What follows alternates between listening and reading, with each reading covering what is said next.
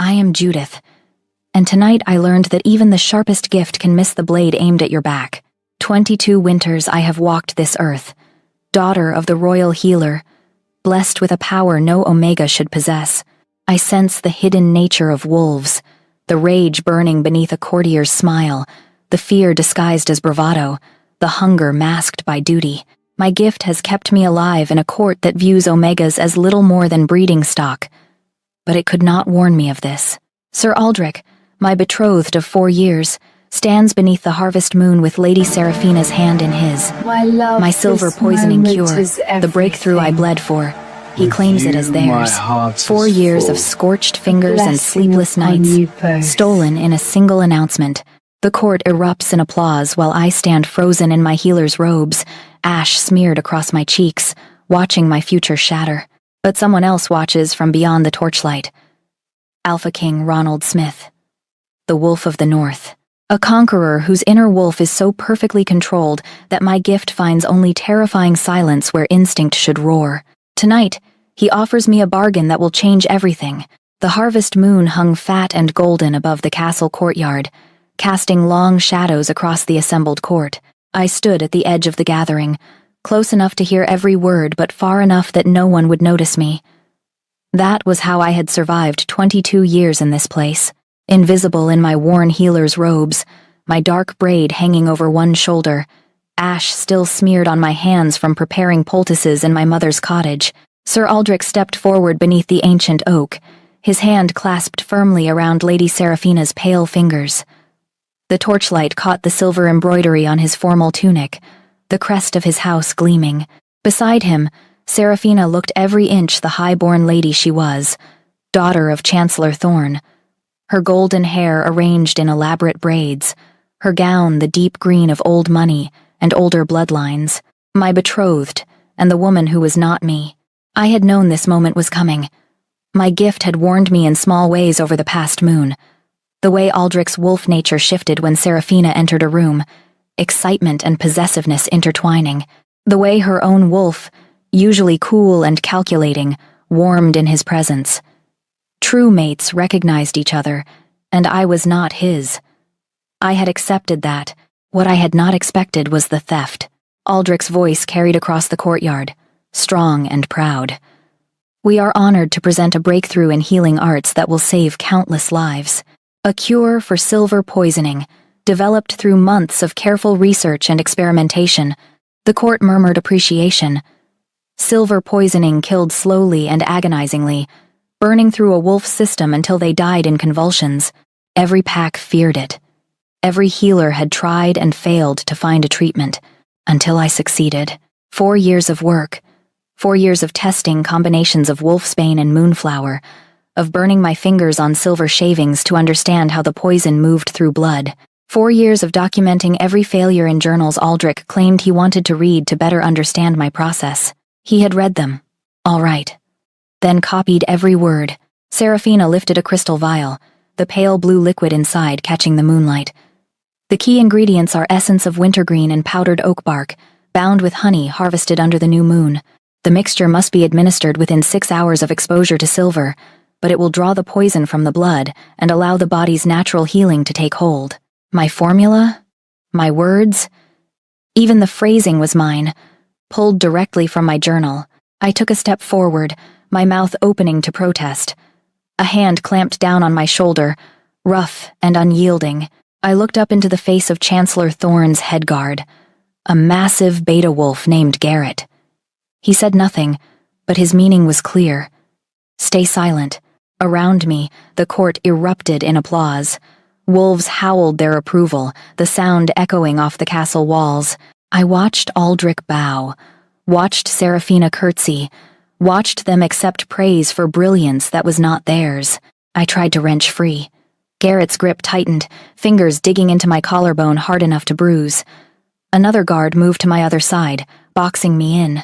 Through the crowd, I saw Chancellor Thorne watching me, his expression placid but his wolf nature radiating cold satisfaction. He had orchestrated this. He had taken my mother's healing cottage and everything in it 3 days ago, claiming the space was needed for storing grain for winter. I had thought it strange but not suspicious. Now I understood. He had seized my journals, my notes, everything that proved the work was mine, and given it all to his daughter and her true mate. The crowd began to disperse, nobles drifting toward the great hall, where tables groaned under the weight of the harvest feast. Garrett released me with a shove that sent me stumbling. By the time I caught my balance, he and his companion had melted into the crowd. I pushed through the press of bodies, searching for Aldrich. I found him near the oak, Seraphina still at his side, accepting congratulations from a knot of younger wolves. When I approached, the group fell silent. Several stepped back, as if I carried disease. "Aldrich," I said, my voice steadier than I felt. "We need to speak." "About the cure." His expression remained neutral, but I sensed the shift in his wolf, annoyance mixed with something colder. Disdain. "There is nothing to discuss, Judith. The betrothal between us is ended. My true mate has made herself known, as is proper. That is not what I meant." I forced myself to meet his eyes. "The cure is mine. 4 years of work. You know this." Seraphina laughed, the sound like breaking glass. "Oh, how precious. The little Omega thinks she created something of value." Heat flooded my face. I kept my attention on Aldrich. "Tell them the truth." He looked at me then, really looked at me, and I saw no guilt in his expression, only the cool dismissal of someone discarding a tool that had outlived its usefulness. "You were helpful, Judith. Your observations provided a useful starting point. But the actual scholarship, the understanding of how the compounds interact, the refinement of the formula, that required true intellectual rigor, you must understand, such work is beyond the capacity of an Omega mind." The words hit like a physical blow. I staggered back a step. Around us, the remaining nobles nodded agreement. Of course an Omega could not have done this alone. Of course she needed guidance. It was the natural order of things. I looked at each face in turn, searching for someone who would question this. I found only pity at best, contempt at worst. Even wolves I had healed, whose lives I had saved, looked away when I met their eyes. Aldrich moved past me, Seraphina on his arm. His voice drifted back. "You should be grateful we included your name in the preliminary notes. Most would not have been so generous." Then they were gone, swept into the great hall on a wave of admiration and celebration. I stood alone beneath the oak, fists clenched so tight my nails drew blood from my palms. I ran. Through the courtyard, past the keep, down the winding path to the cluster of cottages where healers and craftsmen lived.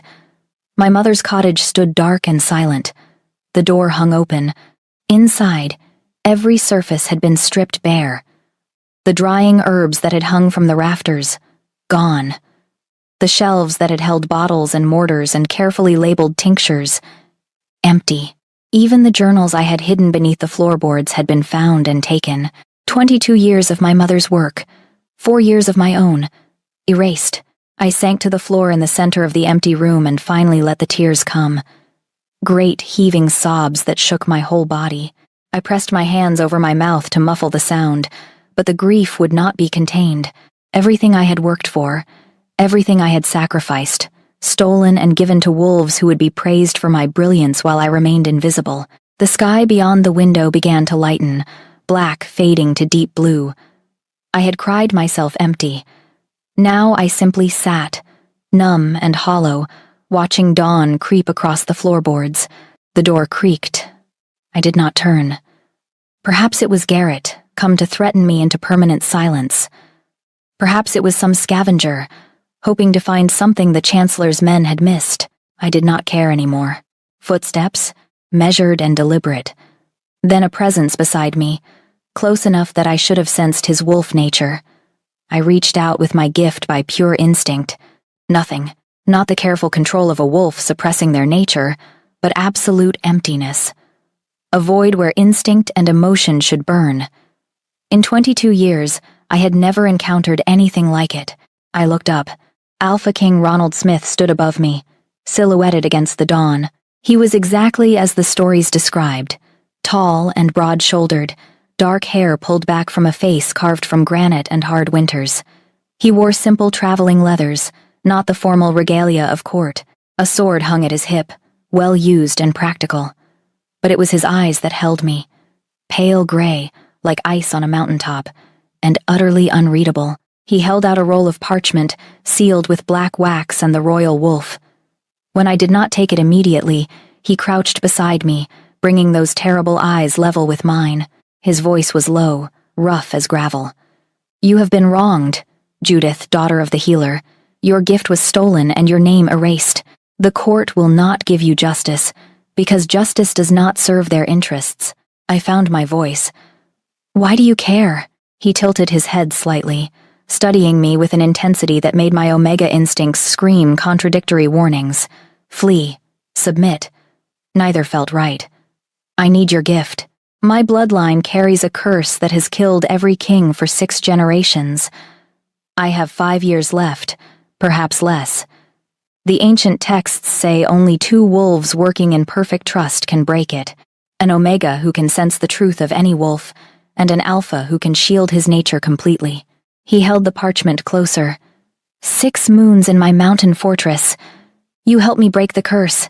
I restore your name and your mother's legacy. Every healing technique you developed will be recorded under your name alone. You will have freedom and recognition, or you will have nothing and remain here. Forgotten." I stared at the seal, the proud wolf stamped in wax. 6 moons with a king whose wolf I could not sense. 6 moons in a fortress far from everything I knew. 6 moons gambling that he would keep his word. But what did I have to lose? My work was already stolen. My betrothal ended. The court had made clear I was nothing to them. I took the parchment. Our fingers brushed. His skin was warm, calloused from sword work. For just a heartbeat, I felt something from him. Not his wolf, but something deeper. A bone-deep weariness and a determination that bordered on desperation. Then it was gone. And he was nothing but emptiness again. He rose, offering me his hand. I let him pull me to my feet. "We leave within the hour. Bring nothing but yourself. Everything you need waits at the fortress." I nodded, not trusting my voice. He turned to go, then paused in the doorway. "The cure you developed is brilliant, Judith. I have seen silver poisoning kill wolves I loved. What you created will save lives across every territory. That is worth more than all the court's praise. Remember that in the days ahead." Then he was gone, melting into the dawn shadows like smoke. I stood holding the parchment, feeling its weight in my hands. 6 moons. A curse. A king I could not read, and a gift that suddenly felt more like a liability than protection. But for the first time since Aldrich's betrayal, I felt something other than despair. Hope. Fragile and dangerous, but real. I pressed the parchment to my chest and watched the sun rise over the empty cottage. Whatever waited in the mountain fortress, it had to be better than remaining here, invisible and voiceless, watching others claim my life's work as their own. 6 moons. I would give the Wolf King his 6 moons, and perhaps, in return, I would finally be seen. The journey took 3 days through mountain passes that grew progressively narrower and more treacherous. Ronald rode ahead on a massive black stallion, his back straight and posture military. I followed on a smaller gray mare, hardy and sure-footed on the rocky paths. Between us rode 2 guards, silent as stones, their wolves carefully neutral whenever I tried to sense them. I attempted conversation on the first day. The weather, the landscape, anything to break the oppressive quiet. Ronald answered in single words or not at all. By the second day, I stopped trying. Instead, I focused on my gift. Every few hours, I would reach out with that inner sense, trying to penetrate whatever wall he had built around his wolf nature. Nothing. Always nothing. It was like pressing against smooth stone. No cracks, no weaknesses, just impenetrable emptiness. It terrified me more than I wanted to admit. The mountains climbed higher. Snow appeared on the peaks, then on the path itself. I wrapped my cloak tighter and watched my breath mist in the cold air. We passed through a village on the evening of the second day, small and poor, but the people came out to watch us pass. They bowed to Ronald with genuine respect, not the fearful deference I had seen at court. An elderly woman pressed a loaf of bread into his hands. He thanked her by name and asked after her grandson's injured leg, so he could be kind. That was something, at least. We reached the fortress at dusk on the third day. It rose from the mountainside like it had been carved from the rock itself, gray stone and black iron, towers reaching toward the darkening sky, arrow slits instead of windows, walls thick enough to withstand siege engines. This was not a castle built for comfort or beauty. This was a fortress built to survive. The gates swung open at our approach. Inside, the courtyard was clean but austere, flagstones swept clear of debris, torches already lit against the gathering darkness. Stable hands appeared to take the horses. Ronald dismounted in one fluid motion and finally looked back at me. "Welcome to Wolfkeep." I climbed down less gracefully, legs stiff from 3 days of riding. A figure emerged from the main keep, moving with the careful precision of age. An elderly Omega, perhaps 70 winters, with silver hair bound in a simple braid and sharp brown eyes that missed nothing. She wore practical gray robes and an iron ring on her right hand, marked with the royal wolf, the Castellan, I realized. An Omega holding one of the highest positions in the fortress. The woman studied me for a long moment, then smiled. It transformed her weathered face. "You have the look of your mother about you, child." Claire was a fine healer and a finer woman. "I am Marin. You will be safe here." Something in my chest loosened at those words. "Thank you." Ronald moved past us toward the keep. "Marin, show Judith to the guest quarters. I will see her after she has eaten and rested." Then he was gone, disappearing into the fortress like smoke. Marin made a small noise that might have been amusement. Do not mind his manner. The king carries heavy burdens and has forgotten how to set them down. "Come, you must be exhausted." She led me through corridors of dark stone, lit by torches in iron brackets. The fortress was warmer inside than I expected, heat radiating from somewhere deep in the mountain. We passed guards who nodded respectfully, servants who barely glanced up from their work. No one stared or whispered. After 3 years at court, the absence of scrutiny felt strange. Marin stopped at a heavy wooden door. "Your chambers. The healing rooms are 2 floors down, east wing. The great hall is for meals, though the king rarely attends. If you need anything, ask any servant. They have been told to assist you." She turned to leave, then paused. "The curse is real, child.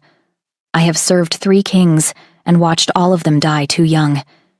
If you can break it, you will have the gratitude of every wolf in the north." Before I could respond, she was gone, moving with surprising speed for her age. I entered the chambers and found them simple but comfortable. A bed with thick furs, a small hearth already crackling with fire, a table and chair near the narrow window. My saddlebags had been placed on the bed. Someone had left a tray of bread, cheese, and cold meat on the table, along with a pitcher of water. I ate mechanically, tasting nothing, my mind racing. 3 days of travel and I knew no more about Ronald than when we left. Less, perhaps. The emptiness where his wolf should be had grown more disturbing with each passing hour. A knock at the door. I opened it to find a young servant girl, perhaps 14, with anxious eyes. "The king requests your presence in the archives, mistress." I followed her down, down, down into the heart of the fortress.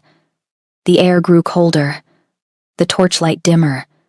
We entered a vast chamber lined with shelves carved directly into the mountain stone. Thousands of volumes and scrolls filled every available space, the collected knowledge of generations. Ronald stood before a table covered in open books, his back to me. When he spoke, his voice echoed slightly in the cavernous space. "Every king of my bloodline for the past 6 generations has died before his 40th year. My father at 39, his father at 38, back and back until King Aldous, who died at 36 with no heir and nearly ended our line entirely." He turned, and in the dim light, his face looked older, harder. "I am 35. I feel the curse tightening like a noose. Heart pains that come without warning, weakness in my limbs that should not exist. I have perhaps 5 years left, perhaps less." I moved closer to the table, examining the books, medical texts, histories, ancient prophecies written in languages I did not recognize. Your healers have found nothing? Healers cannot break what magic has wrought. He gestured to a particularly old tome, the pages yellowed and brittle. This was written by a seer 200 years ago. It speaks of a curse laid upon a bloodline by a scorned Omega, and the only cure, 2 wolves working in perfect trust, one who can see truth, one who cannot be seen. An Omega who can read wolves, I said slowly, and an Alpha who can completely shield his nature. He nodded. I have searched for 15 years. You are the first I have found with the gift strong enough. I met his eyes. And trust? The prophecy says perfect trust. How am I supposed to trust someone I cannot read? For the first time, something flickered in his expression. Not quite emotion, but the ghost of it. That is the challenge, is it not? The curse cannot be broken through skill alone. It requires faith. He moved around the table, closing the distance between us until he stood an arm's length away.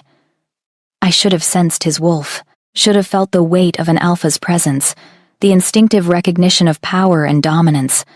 Instead, I felt nothing but the heat radiating from his body and the strange magnetic pull of his attention.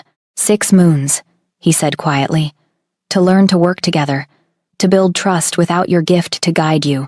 Can you do that, Judith? My heart hammered against my ribs. Every instinct screamed that I was vulnerable here, exposed in a way I had never been. But beneath the fear, something else stirred. Curiosity, the challenge of solving an impossible puzzle. I can try. He pulled a key from his belt, heavy iron etched with runes I did not recognize. The healing chambers are yours. All the supplies and tools you need have been prepared. You have access to every part of the fortress except one. He pointed upward, toward where the North Tower would be. That section is forbidden. Do you understand? I took the key. Why? His expression shuddered completely. Because I command it. That must be enough. It was not enough. But I nodded anyway. As you say, Your Majesty. Something about the formal title made him flinch. In private, you will call me Ronald. Titles are for courts and courtiers, and we have left that world behind. Ronald, then. I tested the name, feeling it strange on my tongue. What happens if we fail? If the curse cannot be broken, then I die before my 36th year, and my cousin inherits a cursed throne. He held my gaze. And you return to court with your name restored but no home to claim it in. We both have everything to gain and nothing left to lose. He was right. I had already lost my work, my betrothal, my place in the world I knew. 6 moons trying to break an ancient curse seemed no more impossible than rebuilding my life from ashes. I closed my fingers around the key. When do we begin? Tomorrow at dawn. Tonight. Rest. You will need your strength. He moved past me toward the door, then stopped. His voice came quieter, almost hesitant. Thank you. For coming. For trying. You did not have to trust the word of a king you do not know. I looked back at him. This Alpha whose wolf remained a perfect mystery. I trust your word because I heard the truth in it. Not through my gift, but through something older. Desperation recognizes desperation. For a heartbeat, his control cracked. I saw bone-deep exhaustion, the weight of 5 years spent preparing for death, the terrible loneliness of a man who could let no one close enough to truly see him. Then the wall slammed back, and he was empty again. Dawn, then, he said, and left me standing in the archives, surrounded by the accumulated knowledge of dead kings, holding the key to a healing chamber where I would try to save a man I could not read and did not yet understand. I looked down at the ancient tome still open on the table. The seer's words stared back at me in faded ink. Only through perfect trust can the curse be broken. But trust built on blindness is no trust at all. It is faith. Faith. The most dangerous gift of all. The first wounded arrived at dawn on my 3rd day in the fortress. 6 soldiers from a border skirmish, bleeding and broken, carried on stretchers by their companions. Ronald appeared in the healing chambers as I was examining the worst of them, a young beta with a sword wound that had pierced clean through his side. "Can you save him?" Ronald's voice came from the doorway. I did not look up, already pressing clean linen against the wound to slow the bleeding. "If you stop asking questions and let me work." "Yes." Silence. Then footsteps retreating. When I finally had the young soldier stabilized, stitched and sleeping under a draught of poppy milk, I found Ronald still there. He had moved to the shadows near the far wall, arms crossed, watching with an intensity that made my skin prickle. "He will live," I said, washing blood from my hands in a basin. The blade missed anything vital. 2 weeks of rest and light duty, then he can return to training. "You are certain?" "I am never certain. I am skilled. There is a difference." Over the next weeks, more wounded came. Not many, just enough to keep my hands busy and my mind sharp. A compound fracture from a training accident, burns from a forge explosion, a fever that spread through the barracks and required quarantine protocols. I worked until my fingers cramped and my eyes burned, falling into bed each night too exhausted to dream. And through it all, Ronald watched. Never interfering, never questioning my methods, just present in the shadows like a ghost. His attention felt like a physical weight on my skin, triggering every Omega instinct I possessed. Submit, flee, present, hide. My wolf nature screamed contradictory warnings until I learned to ignore them entirely and focus on the work. On the night of the full moon, I finally confronted him. I found him in his usual corner, half hidden by the stone pillar, and crossed my arms. "Why do you watch me like this?" "To see if you are as skilled as you claim. You have seen 12 patients healed. Is that not proof enough?" Something flickered in his expression. "I have seen many who claim skill but lack substance. You are different." "Different how?" "You do not hesitate. You do not second guess. You see what needs to be done and you do it." He paused. "That is rare." Before I could respond, he turned and left, melting back into the fortress like smoke. I stared after him, frustration warring with something else. Curiosity, perhaps, or the dangerous stirring of interest. I began exploring the fortress at night when sleep would not come. The corridors were quieter after dark, torchlit and echoing. I encountered servants going about late duties, guards making their rounds, all nodding respectfully but saying little. It was on one of these wanderings that I found the scars. An elderly cook, rolling dough in the kitchens, her sleeves pushed up to reveal arms covered in thin white lines, not the random marks of kitchen accidents, but deliberate, parallel cuts. When she noticed me staring, she quickly pulled her sleeves down. "I am sorry," I said. "I did not mean to intrude." She studied me for a long moment, then sighed. "You are the Omega healer, the one helping the king with the curse." I nodded. She gestured to a stool. "Sit, child. You should know what kind of blood runs in the veins of the man you serve." She told me of King Edmund, Ronald's father. A brutal man who believed Omegas were weak, inferior, meant only for breeding and menial labor. Any Omega who showed skill or intelligence was punished, sometimes with beatings, sometimes with worse. "The scars on my arms are from the old king's discipline," she said quietly. I had the audacity to suggest a better method for preserving meat. He had me whipped, then carved his lesson into my skin so I would not forget my place. "And Ronald?" I asked, my throat tight.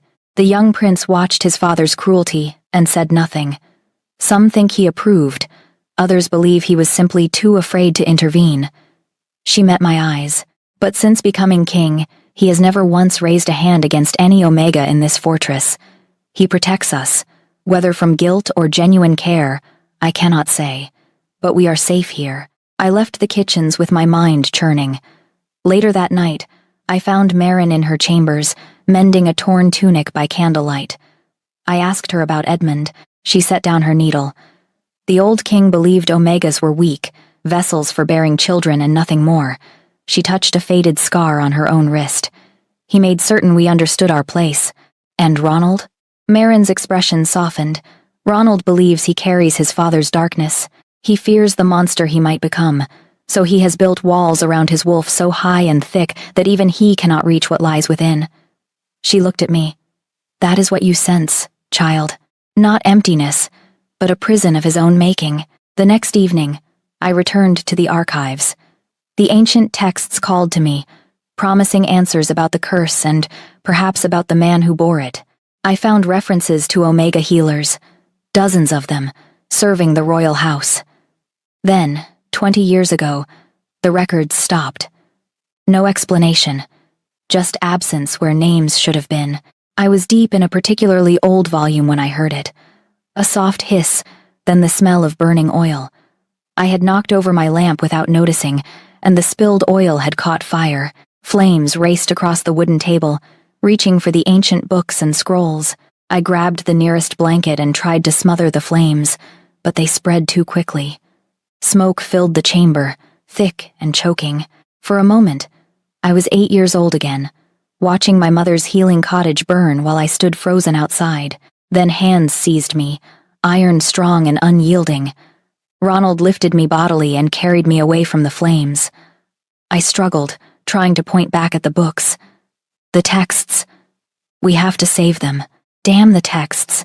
His voice was raw in a way I had never heard. He set me down in the corridor and shoved me toward a servant who had appeared with buckets. Get her outside, now. But he turned back toward the archives, disappearing into the smoke. I fought against the servant's grip, my Omega instincts screaming in ways that had nothing to do with submission. He was in danger. My alpha was in danger. Not my alpha, I told myself fiercely, but my body did not listen. Minutes later, Ronald emerged, soot-stained and coughing, his arms full of rescued books. Behind him, guards poured water on the remaining flames. He dropped the volumes on the floor and turned to me, and I saw his control slip. For one heartbeat, one perfect moment, I sensed his wolf. Pure, protective fury, terror barely leashed, the overwhelming need to keep me safe at any cost. Not the cold calculation of a king protecting a valuable asset. The primal desperation of a wolf protecting his mate. Then the wall slammed back, and he was empty again. He crossed the distance between us in 3 strides and gripped my shoulders. His fingers dug in hard enough to bruise. What were you thinking? Working after dark. Alone. With open flame. I am sorry, I began. Stay out of the archives after dark. His voice was sharp as broken glass. Do you understand me? I nodded, mute. He released me and stepped back, running a hand through his soot-darkened hair. When he spoke again, his voice had dropped, nearly broken. I cannot protect you if you take foolish risks, Judith. The curse makes me weak. My strength fails when I need it most. If something happens to you because I am too slow, too compromised. He did not finish. He did not need to. I saw it then. The truth beneath his walls. He was not watching me to judge my skill. He was watching because he feared letting me out of his sight, because 20 years ago, something terrible had happened to Omega healers in this fortress, and he was terrified it would happen again. To me. I am not fragile, I said quietly. I am a healer. I know how to protect myself. Your skill means nothing if you are dead. He held my gaze. Please, be more careful. It was the please that undid me. The vulnerability in that single word, offered by a king who commanded armies and conquered territories. I will, I promised. He nodded and turned away, barking orders at the servants to clean the smoke damage and salvage what texts they could. But before he disappeared around the corner, he looked back. We start working on the curse tomorrow. Together. No more individual research. His jaw tightened. I will not lose another Omega healer to these archives. Another. The word hung in the air like smoke. What happened 20 years ago? I asked, but he was already gone, leaving me standing in the corridor that reeked of smoke and secrets, my Omega instincts still screaming from that single moment of connection, that heartbeat when I had sensed the truth of him. He was not empty. He was a fortress within a fortress, walls upon walls, hiding something that terrified him, and I was beginning to understand that breaking the curse might mean breaking those walls first. The signs came on the third moon, subtle at first. A restlessness in my bones that no amount of work could settle, heightened awareness of every scent in the fortress, especially his. The way my skin felt too tight, too warm, even in the mountain cold. I knew what approached. Every Omega did. The heat cycle, as inevitable as the turning of seasons, written into our blood and bones. At court, I had taken herbs to suppress it, bitter draughts that left me weak and nauseous for days. Here, I had no such remedies prepared. I tried to hide it, kept to my healing chambers, avoided the common areas, worked until exhaustion claimed me. But on the fourth day, when I emerged for the evening meal, I knew the moment my scent changed. The great hall fell silent. Every wolf in the room turned toward me, nostrils flaring. I saw desire flicker in the unmated males, concern in the mated ones, and something protective in the older Omegas. I stood frozen in the doorway, heat flooding my face. Then Ronald was there, appearing from nowhere, placing himself between me and the room. His voice carried absolute authority. "Return to your meal, all of you." The wolves obeyed, heads dropping, conversations resuming in forced casualness. But I felt the weight of their awareness, the pheromones in the air responding to my changing scent. Ronald took my elbow, his grip firm but careful. "Come with me." He guided me through the corridors at a pace just short of running. I tried to pull away. "I am fine. I can manage this. You are entering heat in a fortress full of unmated males." His voice was tight. "You cannot manage that." We reached the healing chambers. He released me and began gathering furs from the storage room, piling them near the hearth where the fire burned warm. He filled pitchers with water from the well, brought basins and cloths, moved with efficient precision. I watched, confused and growing dizzy. "What are you doing?" "Preparing." He lit additional candles, checked the lock on the door. "You will be safe here. I will guard the door from outside. No male will come near." The fever was building now, prickling across my skin like needles. "You cannot stand guard for days. That is madness. I have endured worse." He met my eyes, and for a moment, I saw strain in his expression. "You are under my protection, Judith. I will not fail in that duty." Before I could argue, the first wave hit. Pain lanced through my abdomen, sharp enough to double me over. Ronald caught me before I fell, lowering me carefully onto the furs. His jaw clenched, every muscle rigid.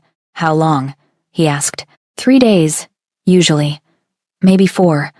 My voice came out breathless. "You should leave. Now. Before it gets worse." "I am not leaving." He moved toward the door, then stopped. "Call if you need anything. I will hear you." The door closed. I heard the scrape of wood as he dragged something heavy against it from the outside, barricading me in, or the others out. The hours blurred together. Heat fever consumed me, burning through reason and leaving only instinct. I thrashed among the furs, seeking relief that would not come. Water helped for moments, then the fire returned, hotter than before. I dreamed of my mother calling me through flames. Her voice echoed from somewhere deep and dark, urgent and afraid. "Judith, run, hide, do not let them find you." The fire consumed her words, and I was 8 years old again, watching smoke pour from the cottage windows while someone held me back. "Wake up, Judith. Please, wake up." Ronald's voice cut through the fever dream. I opened my eyes to find him kneeling beside the furs, his hand on my forehead. His face swam in and out of focus, worry etched into every line. "You were screaming," he said quietly. "I had to make certain you were not hurt." I tried to sit up. The room spun. "You should not be in here. It is not safe." "I know." He did not move. In the fever haze, I finally saw him clearly. Not the emptiness I had sensed for 3 moons, but the truth beneath. His wolf was not cold or absent. It was burning, barely leashed, fighting every instinct that screamed at him to claim, to protect, to possess. The effort of holding that control was carving him hollow from the inside. "You are not empty," I whispered, half delirious. You are on fire. His expression cracked. I have to be. If I let go, even for a moment, I become what he was. My father. The monster. No. I reached for him without thinking, my fever-hot hand finding his face. Not a monster. A wolf. That is not the same thing. He closed his eyes, leaning into my touch. When he opened them again, I saw the wolf looking back. Not dangerous, not cruel, but desperate with the need to protect me. The alpha instinct, pure and overwhelming. You called for me, he said roughly. In your fever. You kept crying out. I could hear you through the door, and I could not stand it. I am sorry. Do not apologize. He caught my wrist gently, pulling my hand from his face. But I need you to understand. I am barely holding control. Your scent, your heat, it pulls at something I have kept caged for 20 years. If you touch me again, if you ask me for what your instincts are demanding, he did not finish. He did not need to. The fever surged again. I gasped, curling into myself. Ronald caught me, supporting me against his chest. The heat of his body should have made the fever worse, but instead, it helped. The alpha presence, the sense of protection and strength, eased something primal inside me. He seemed to realize it at the same moment. His arms tightened around me. Damn it. He shifted us both until I was cradled in his lap, my head against his shoulder, his arms a solid circle around me. The fever still burned, but the panic eased. My omega instincts recognized the alpha's protection and quieted. Sleep, he murmured against my hair. I will keep you safe. I swear it. You cannot know what you ask, I whispered back. 3 days of this, maybe 4. I know exactly what I am taking on. His voice dropped, rough as stone. You cannot know what you ask of me. To be this close and not act, to feel you trembling and not give you what your body demands, then why stay? He was silent for a long moment. Because I am not my father, he said finally. He took what he wanted and called it his right. I will give you what you need and call it my duty. I felt tears slip down my cheeks. Born of fever or emotion, I could not say. You are not your father, Ronald. Prove it to me. Stay conscious long enough to see me keep this promise. But the fever was pulling me under again. I felt him lift me, carrying me back to the furs, tucking them around me with careful hands. I caught his wrist. Stay, please. Just until I sleep. He settled beside the furs, close enough that I could feel his presence but not touching. I will stay. I dreamed again. But not of fire this time. I dreamed of wolves running through snow, free and wild, no walls or cages, just the pure joy of movement, and beside me ran a massive wolf with gray eyes, keeping pace, protecting my flank. When I woke, dawn light filtered through the narrow window. The fever had broken, leaving me weak and wrung out. Ronald sat exactly where I had last seen him, upright and vigilant, exhaustion carved into every line of his face. You stayed, I said, my voice hoarse. I gave you my word. How long? 3 days. He rubbed his face. You are through the worst of it. The fever will fade completely by nightfall. I struggled to sit up. He moved to help me, then stopped himself, hands hovering. I managed it alone, though my muscles trembled with the effort. Thank you, I said quietly. For keeping your promise. Something shifted in his expression. You thanked me for not taking advantage of your vulnerability. That is not something worthy of gratitude, Judith. That is the bare minimum of decency. At court, many alphas would not have shown such restraint. Then court is full of monsters. He stood, joints cracking from days of sitting still. I will send Marin with food and fresh water. Rest today. Tomorrow. We return to studying the curse. He made it to the door before I found the courage to speak. Ronald, he looked back. I sensed your wolf. During the fever. Not empty. Not cold. Just trapped, he finished quietly. Yes, that is the word for it. He gripped the door frame. Perhaps that is the real curse. Judith. Not the one that will kill me in 5 years, but the one I built myself. The walls so high I cannot remember what lies beyond them. Then we break both, I said. Together. For a moment, something like hope flickered in his eyes. Then he nodded and left, closing the door gently behind him. I lay back among the furs, exhausted and confused and achingly aware of what had shifted between us. 3 days of fever, and I had seen through his walls to the wolf beneath. 3 days of his protection, and I had felt safe in a way I never had before. Later, Marin brought food and helped me wash. As she combed the tangles from my hair, she spoke quietly. The king has not slept in 3 days. He stood guard at your door every moment, refusing relief, refusing food. When you called for him in your fever, he could not bear it. He came in despite every instinct screaming at him to claim you. Why are you telling me this? Because you should know what kind of male he is. Not his father. Not a monster. Just a wolf who forgot how to be whole. She met my eyes in the small mirror. Perhaps you can help him remember. The next morning, I returned to the archives. Still weak, but determined. Ronald was already there, surrounded by open texts, looking only slightly more rested.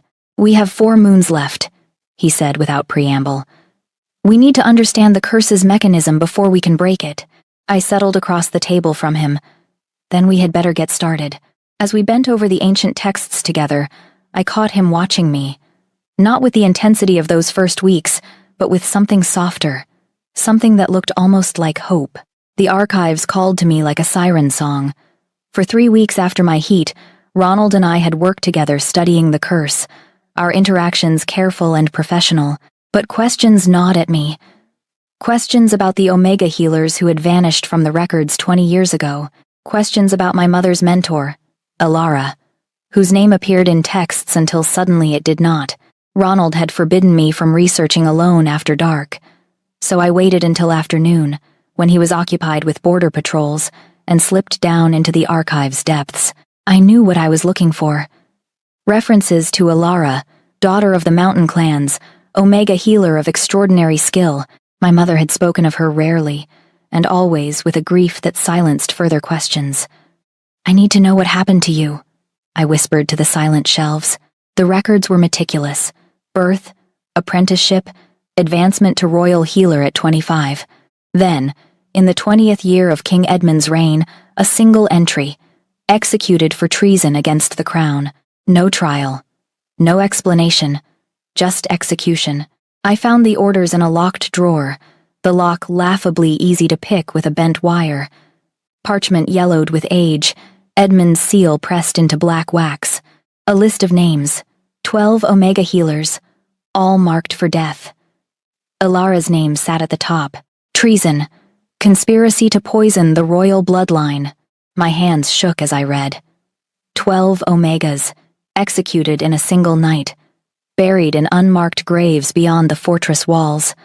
Their names struck from official records, their families forbidden from speaking of them. This was what Ronald had been protecting me from knowing. This was the darkness in his bloodline. Looking for family history. Little Omega? I spun around. A man stood in the archway, so similar to Ronald that for a heartbeat I thought it was him. The same height, the same build, the same dark hair, but where Ronald's eyes were gray as winter ice, this man's were blue as summer sky. And where Ronald's expression was guarded, this man's held open cruelty. Who are you? I demanded, though I already knew. Damian Smith. He stepped into the room, moving with a predator's grace. The twin brother Ronald never mentions. How rude of him. I slipped the execution orders behind my back. What do you want? Just to help you with your research. He smiled, cold as a blade. You are wondering about Alara, about what she did to deserve execution.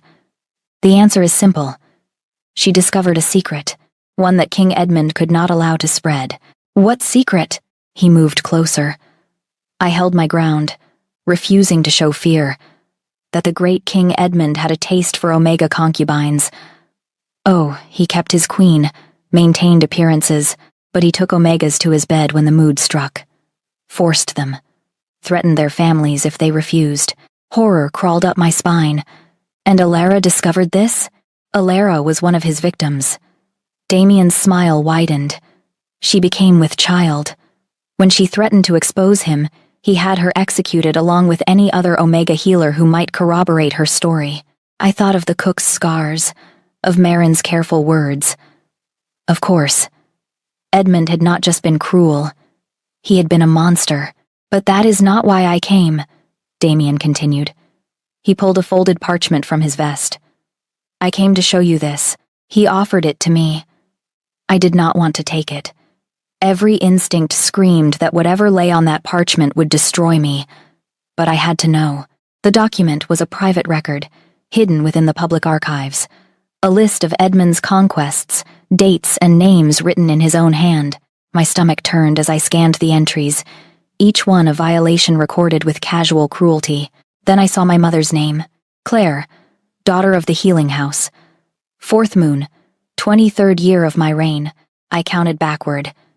9 moons before my birth. No, I whispered. Damien leaned against the table, watching my face with obvious enjoyment. Did my brother tell you? That you are his half-sister? That this bond you have been building, this trust, this intimacy during your heat when he held you so tenderly, it is all an abomination? You are lying. My voice came out strangled. Am I? He gestured to the document. That is Edmund's own hand. Your mother was at court that year. The timing aligns perfectly. My mother would have told me. Would she? Or would she have hidden the shame of being violated by a king? Damien tilted his head. Think, Judith. Ronald has known who you are from the beginning. He sought you out specifically, offered you a bargain only you could fulfill. Do you think that was coincidence? The room spun. I gripped the table for support. Why would he do that? If he knew, why bring me here? Because he needs you to break the curse. Damien's voice dropped, intimate and poisonous. And perhaps because he is more his father's son than he admits. Perhaps he wanted to see if he could control himself around his half-sister, prove he is better than Edmund. Or perhaps he simply does not care about the bonds of blood. No, Ronald is not like that. Is he not? Damien moved closer. He watched you during your heat with such hunger. Judith, I saw it. The entire fortress saw it. He wanted you. He still wants you. And that desire, between siblings, is the definition of corruption. I shook my head violently. This is lies. All of it. Then ask him. Damien's smile was triumphant. Ask Ronald if he knew Edmund violated your mother. Ask him if he knew you might be his half-sister when he brought you here. Ask him why he never told you the truth. He turned to leave, then paused. Oh, and Judith? The curse requires perfect trust between 2 wolves. But trust built on lies and hidden blood ties? That will not break any curse. It will only strengthen it. My brother has doomed you both. Then he was gone, his footsteps echoing up the stairs. I stood alone in the archives, clutching documents that might be truth or elaborate fabrication, my world crumbling around me. I thought of Ronald's careful distance, his insistence on control, the way he had looked at me during my heat, hunger and terror warring in his eyes. Had it been the struggle to resist his Omega nature, or something darker? The struggle to resist his sister? I could not breathe, could not think. I grabbed the documents and ran. The stables were chaos. I pushed past startled handlers, found a horse, any horse, and led her out. Someone shouted after me. I ignored them, mounting clumsily and kicking the mare into motion. We burst through the fortress gates into the winter forest. Snow had fallen overnight, covering the ground in white that would show my tracks clearly. I did not care. I just needed to be away, to be anywhere but that fortress full of lies and monsters. The mare ran, her breath steaming in the cold air. I leaned low over her neck, tears freezing on my cheeks. Behind me, I heard horns. Ronald would pursue. Of course he would. I was too valuable to the curse to let escape. I reached out with my gift, sensing for his wolf. There, a quarter mile back and closing fast. He rode better than I did, knew these paths better. He would catch me within the hour, unless I used what he had taught me against him. I veered off the main path onto a narrow game trail. The mare protested but obeyed. I pushed her hard, taking turns at random, doubling back on our tracks when the terrain allowed. And always, I monitored Ronald's wolf, using that sense of his position to stay just ahead of his pursuit. For the first time, my gift gave me advantage over him. For the first time, his absence where other wolves blazed made him easier to evade, not harder. The irony tasted like ashes. By the time night fell, I had lost him. I found a shepherd's hut, abandoned for winter, and took shelter. The mare I tied outside with enough slack to graze the exposed grass beneath the snow. Inside, I finally let myself fall apart. I read the documents again by the light of a small fire. My mother's name in Edmund's hand. The dates that aligned too perfectly. Damien's words echoing in my head. Ronald has known from the beginning. Had he? And if so, why bring me to his fortress? Why hold me during my heat with such careful tenderness? Why look at me with something that looked heartbreakingly like hope? The curse requires perfect trust, Damien had said. But there was no trust here. Only lies and blood and the terrible possibility that I had been falling in love with my half-brother. Outside, the wind howled through the trees. Inside, I curled into a ball on the dirt floor and wept for the mother who had suffered in silence, for the healer I had hoped to become, for the bond that could never be, and for the man whose walls I had almost broken, only to discover worse monsters lurking behind them. At dawn, I would ride south, away from the fortress, away from Ronald, away from the curse that would kill him whether I helped or not. Let it take him. Let it take his entire corrupted bloodline. I owed them nothing. I owed him nothing. But as I finally fell into exhausted sleep, I dreamed of gray eyes looking at me with desperate hunger, and a voice rough as stone whispering, "I cannot protect you if you take foolish risks, even in dreams." I could not escape him. 6 moons passed like a slow death. I returned to my childhood village, a collection of modest cottages at the base of the southern mountains, far enough from court that no one cared to look for me there. The villagers remembered my mother, remembered me as the quiet child who had watched Claire work with wide, solemn eyes. They asked no questions when I appeared with a stolen horse and haunted expression. I threw myself into healing work.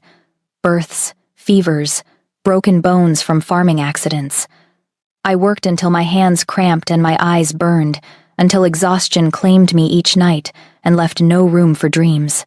No room for gray eyes and careful hands, and the memory of a voice saying, "I will keep you safe." But the work could not silence everything. In quiet moments, questions crept in like winter drafts. Had Damien told the truth? Was I truly Edmund's daughter? And if so, had Ronald known all along? The documents I had stolen sat hidden beneath my bed, wrapped in oilcloth, unread. I could not bear to look at them again. Could not bear to see my mother's name written by that monster's hand. Spring came slowly to the mountains. Snow melted into mud, the first green shoots pushing through thawed earth. The village celebrated the turning season with a modest feast. I attended because refusing would have raised questions, and smiled until my face ached, and pretended I did not feel hollow inside. Then word arrived from the north. A traveling merchant, passing through on his way to the capital, mentioned it casually over ale in the village's single tavern. Heard the Wolf King took ill. Collapsed right there in his council chamber. Heart stopped beating for near 5 minutes. His castellan brought him back somehow, but he is not well. Some say the curse is finally claiming him. I set down my cup carefully, my hands steady through pure force of will. Is he alive? Aye, for now. But the wolves are talking, saying their king will not see another winter. That night, I could not sleep. I paced my small cottage, arguments warring in my head. He lied to you. He knew what you were and said nothing. Let him face the curse alone. But another voice, quieter, more insistent. What if Damien lied? What if the documents were forgeries? You never asked Ronald for his side. You just ran. I was still pacing when the knock came at dawn. I opened the door to find an elderly messenger, his face weathered by years of mountain travel. He handed me a package wrapped in rough cloth that smelled of wood smoke and stone, the scent of wolf keep. For Judith, daughter of Claire, from the Castellan Marin. His duty done, he turned and left without waiting for response. I brought the package inside with trembling hands. Beneath the cloth lay a book, leather-bound and worn, the pages yellowed with age. My mother's handwriting covered every sheet in careful script. A journal I had never known existed. My dearest Judith, if you are reading this, I am gone. The first entry was dated 2 days before my mother's death. I write now what I could never speak aloud. Truths I hid to protect you from a court that would have destroyed you had they known. I sank into the chair by the cold hearth and began to read. The entries spanned 23 years, beginning with my mother's arrival at court as a young healer's apprentice. She wrote of Alara, her teacher, an Omega of extraordinary skill who took Claire under her wing and taught her not just healing but survival in a world hostile to their kind. Alara was the finest healer I have ever known. She could sense the truth of any wolf, read their nature through some gift the moon goddess granted her. But this gift made her dangerous to those with secrets to hide. My gift, I realized. Passed from Alara to my mother to me, the entries grew darker. King Edmund noticed Alara, summoned her to his private chambers. She refused. He did not accept refusal. When she became pregnant with his child, she threatened to expose him. Edmund moved swiftly, accused Alara of treason, of attempting to poison the royal bloodline, had her executed along with 11 other Omega healers, any who might have witnessed his crimes or supported her accusations. My mother wrote of hiding in the healing cottage, terrified. As soldiers searched for Omega healers with the sensing gift, I survived only because I lied, told them I was merely skilled with herbs, nothing more. Buried my gift so deep I almost forgot I possessed it. The next entry was dated 3 moons later. I met Thomas today, a rogue alpha, traveling through to trade furs. He smiled at me in the market, and I felt safe for the first time in moons. We spoke for hours. I think I am falling in love. Tears blurred my vision as I read of their courtship. Thomas, a rogue with no pack and no interest in court politics. My mother, a healer hiding her true nature. They bonded quietly, without ceremony, and planned to leave court together. Then raiders attacked the village where Thomas was staying. He died defending a family of Omegas from the Blades. I was 3 moons pregnant with his child when word reached me. My mother's grief poured from the pages. She had considered ending the pregnancy, considered ending her own life. But Thomas had wanted this child, had been overjoyed at the news. She would honor him by surviving. Let no one claim Judith as anyone's but Thomas's daughter. She is his. She is ours. No matter what lies Edmund's sons might tell, no matter what false documents they might produce, she is ours, alone. I read the words 3 times, my hands shaking. False documents. My mother had known, had anticipated that Edmund or his sons might try to claim me, to control me through manufactured blood ties. Another entry, dated just before her death. The young Prince Ronald is not his father. I have watched him for 15 years now. He carries guilt for things Edmund forced him to witness, but he is not cruel. When he is king, perhaps the North will be kinder to Omegas. I told him about my gift today, showed him how I can sense the truth of wolves. He did not recoil or report me. Instead, he asked if Judith might inherit this ability. I said yes, he said.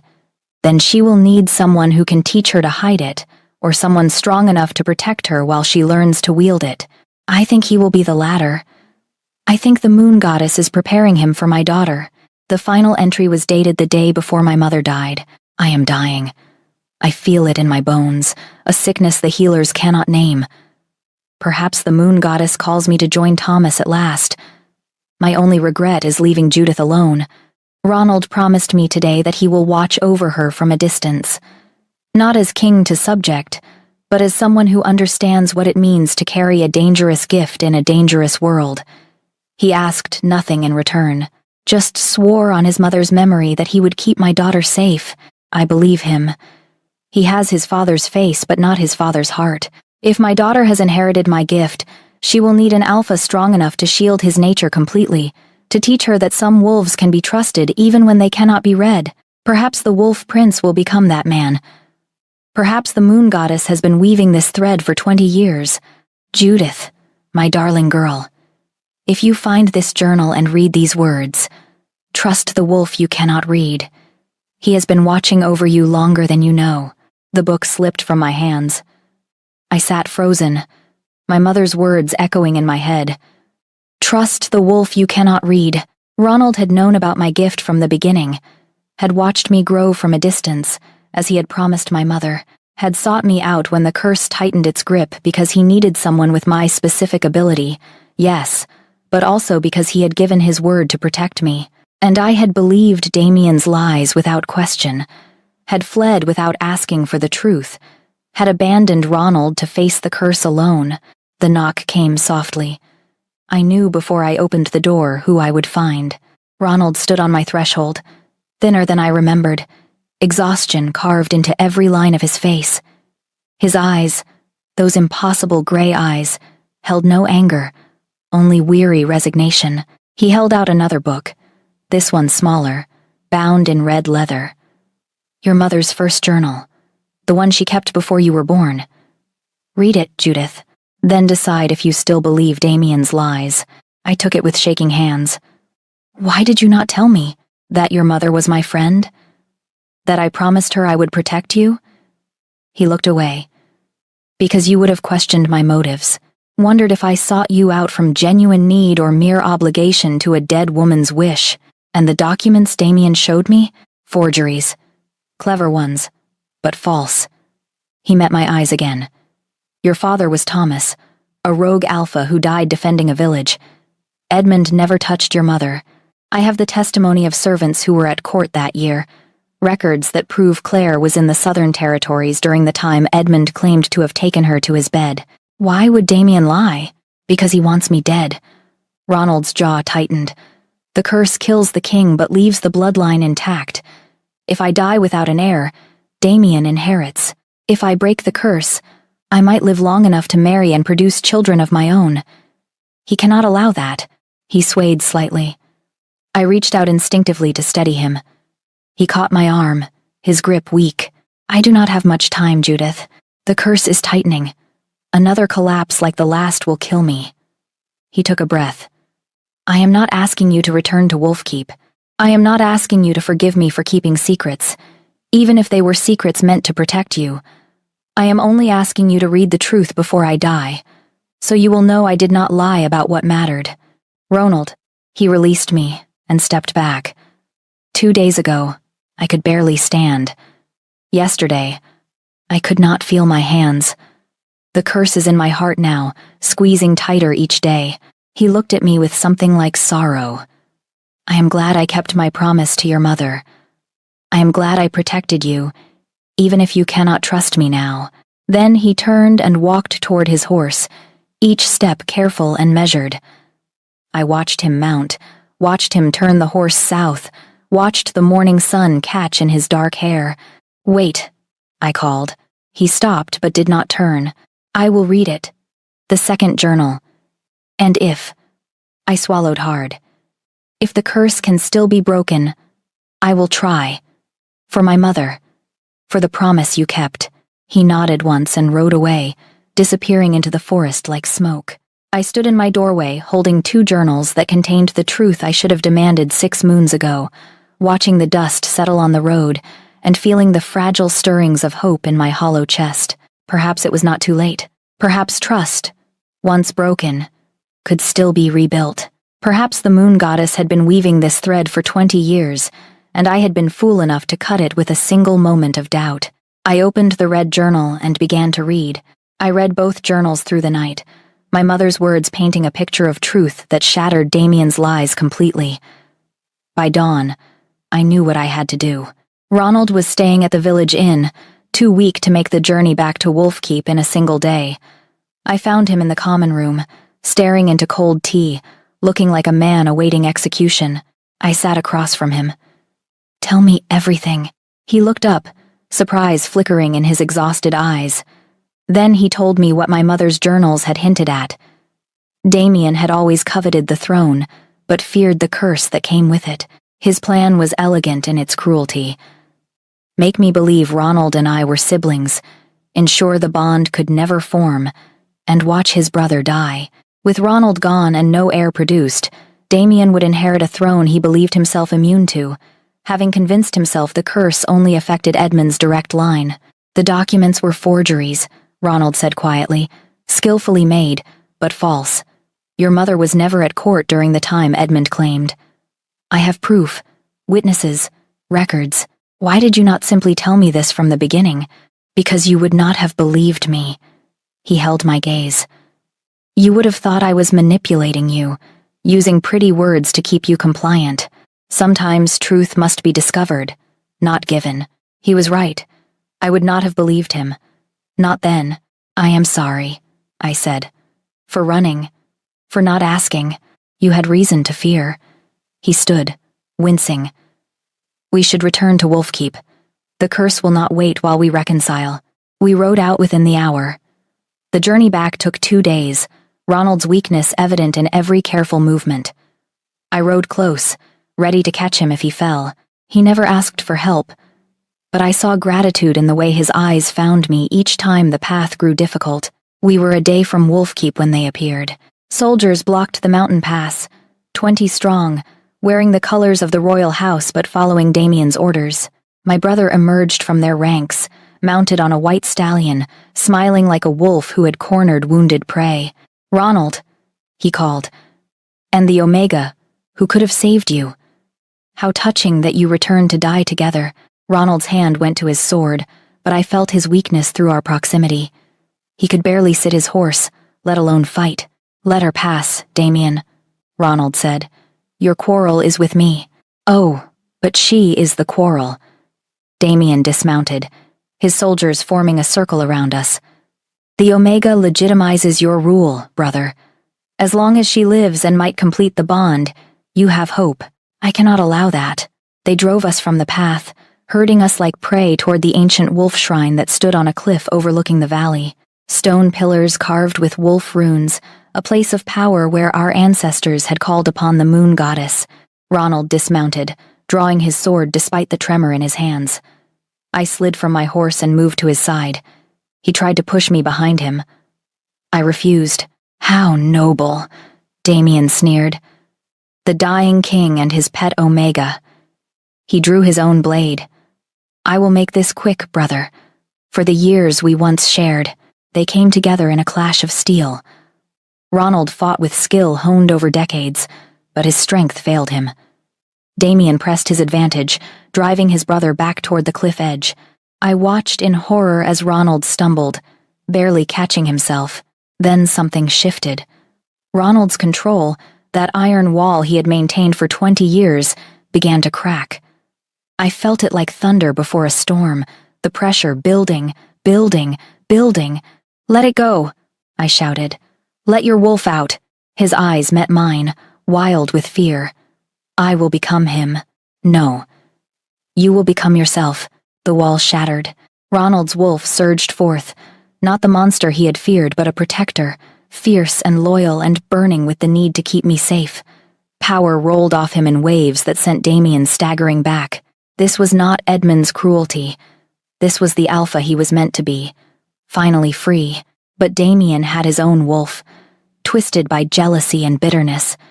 They fought with primal savagery, brother against brother, in the shadow of the ancient shrine. I reached out with my gift, sensing Damien's wolf completely for the first time. And there, threaded through his nature like poison, I found it. Something foreign, something deliberate. You have been poisoning him, I said aloud. The revelation hit like lightning. Months of slow poison, accelerating the curse, ensuring Ronald would not live long enough to find a cure. Damien's attention snapped to me. That was the moment Ronald needed. He drove forward, disarming his brother, sending the sword clattering across stone. Damien fell, and Ronald's blade found his throat.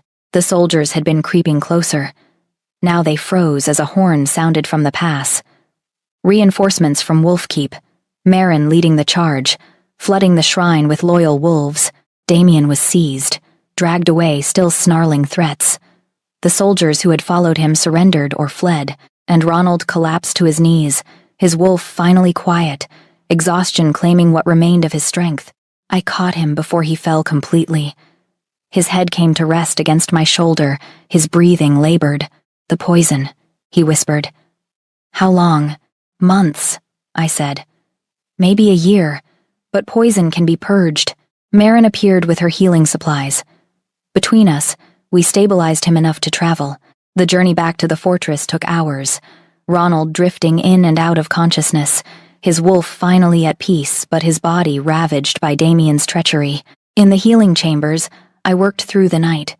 Purging poison was delicate work, requiring precise combinations of herbs and careful monitoring, but my mother had taught me well, and her journal contained techniques for exactly this.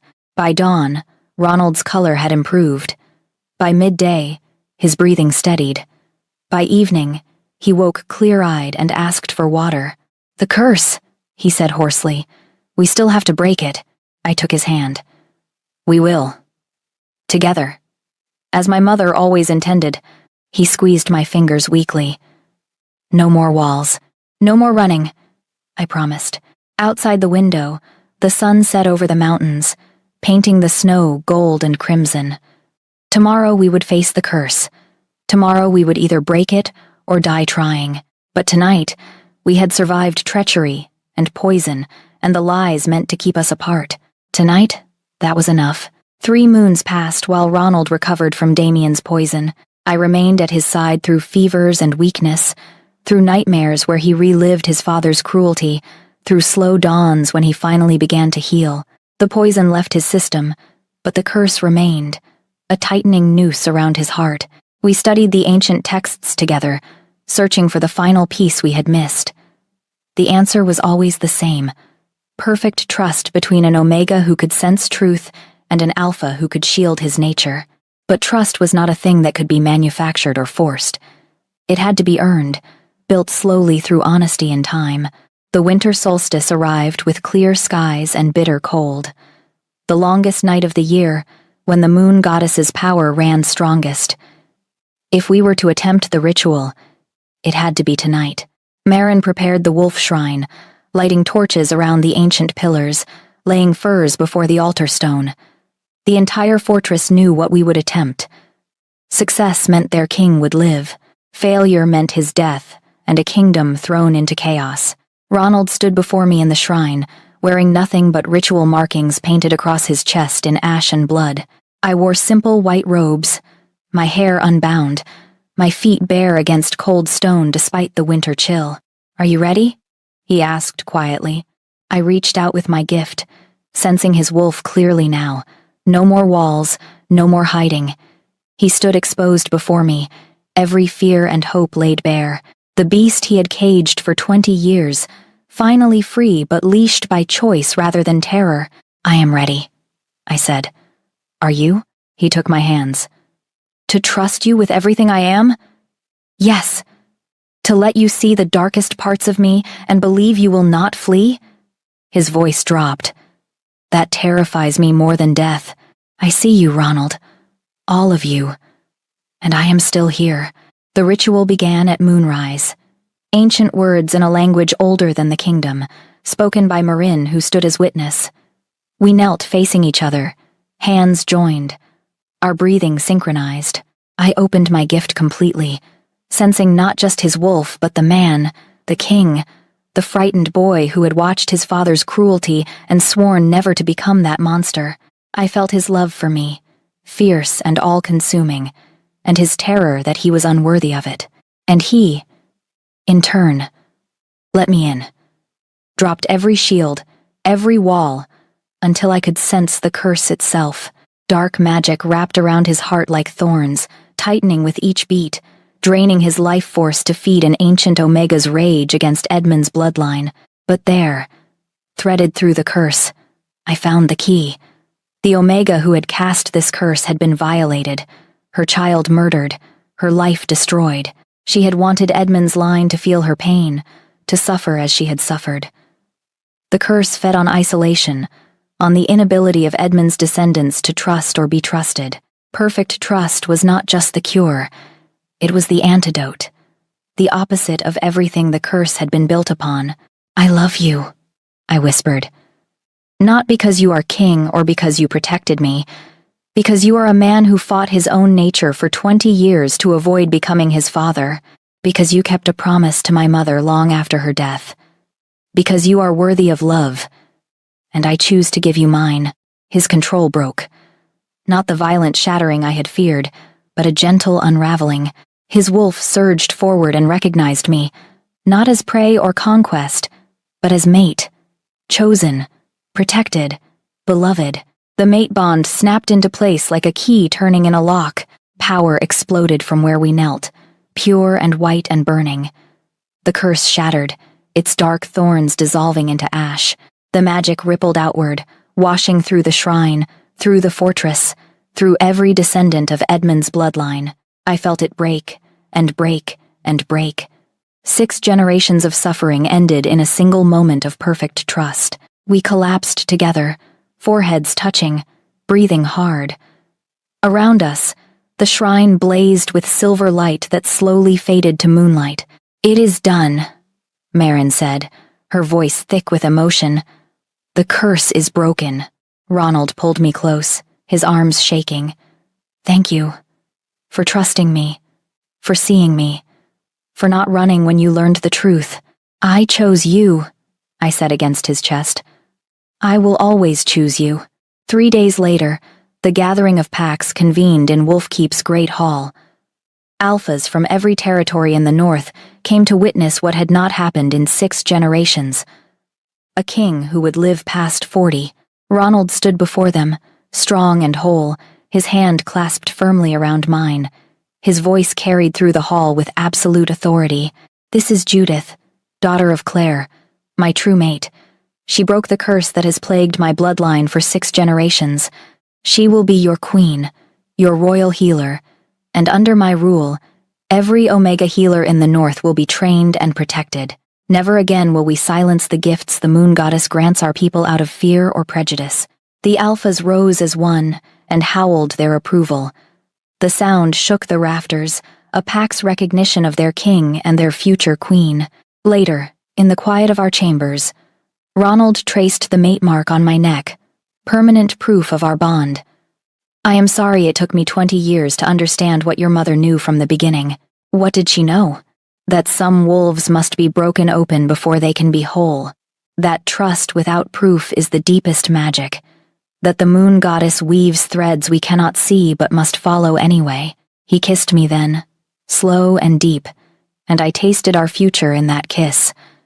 Not perfect, but real. Not without struggle, but worth every battle. Outside our window, the first snow of deep winter began to fall, covering the mountains in white.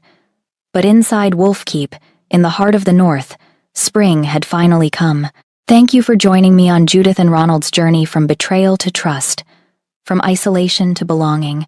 Their story reminds us that the walls we build to protect ourselves can become the very prisons we need to escape. I would love to hear from you. Where are you watching from tonight? And what was your favorite moment in this story? Was it when Judith first sensed Ronald's wolf during her heat? The devastating revelation in the archives? Or perhaps the final ritual when they broke the curse together? Drop a comment below and let me know. Your thoughts mean everything to me, and I read every single one. Until our next story, may you find the courage to trust the wolves you cannot read, and may your own walls crumble before love that sees you truly. Until next time.